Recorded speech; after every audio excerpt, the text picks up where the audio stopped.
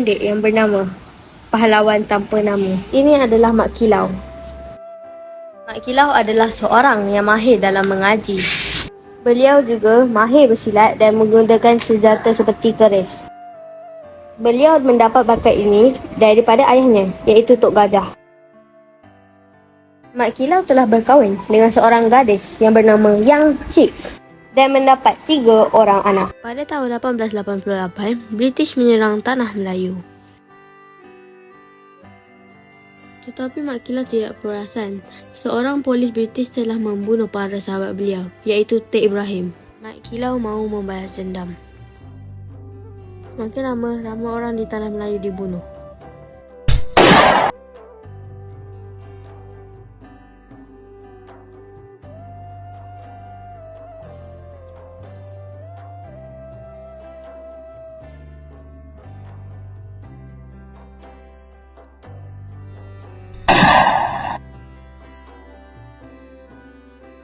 Pawang Nam mencadangkan untuk menyerang British dengan segera, tetapi Mak Kilau mencadangkan untuk mengintip pahlawan British.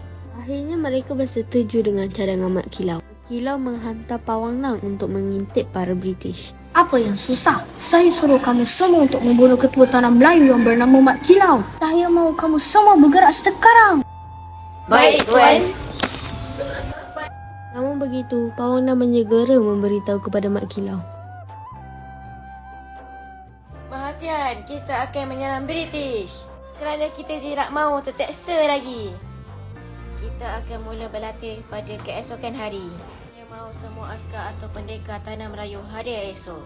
Itu sahaja. Sekian, terima kasih. Tetapi ramai yang tidak tahu cara menggunakan peralatan tersebut. Mak Kilau berasa sedih, tetapi Mak Kilau masih ada harapan. Mak Kilau, saya mencadangkan untuk mencuri alat British kerana ramai di kalangan kami tidak tahu cara menggunakan alat keris. Saya tidak setuju. Mencuri tidak adil kerana perlu jujur dan amanah. Kita akan cuba berlatih dengan pantas. Namun itu, askar yang lain juga bersetuju. Lepas seminggu berlatih, mereka sudah mahir menggunakan alat dengan betul.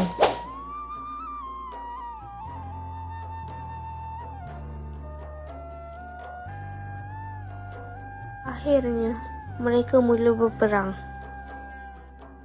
Pendekar Melayu, serang!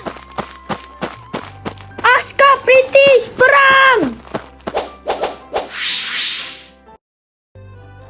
Mereka berlawan. Peperangan tersebut sudah berlaku selama seminggu. Di kalangan mereka cedera, termasuk anak beliau.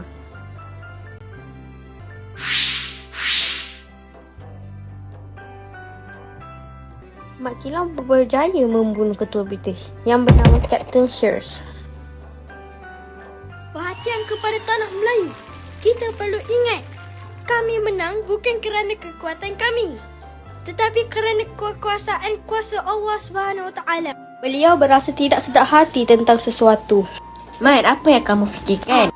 Adakah ia mengganggu kamu? Ya, semasa berperang, terdapat kuasa ajaib yang berlaku secara tiba-tiba.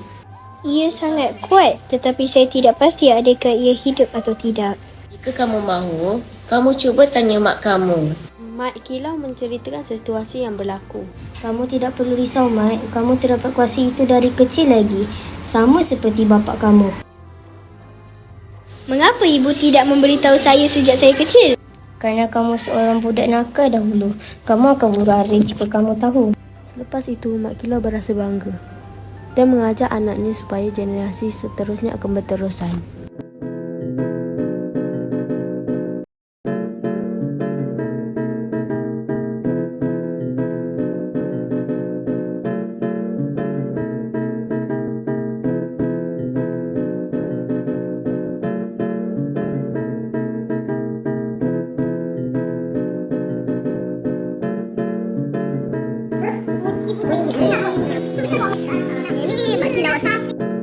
Tersedia, terima kasih.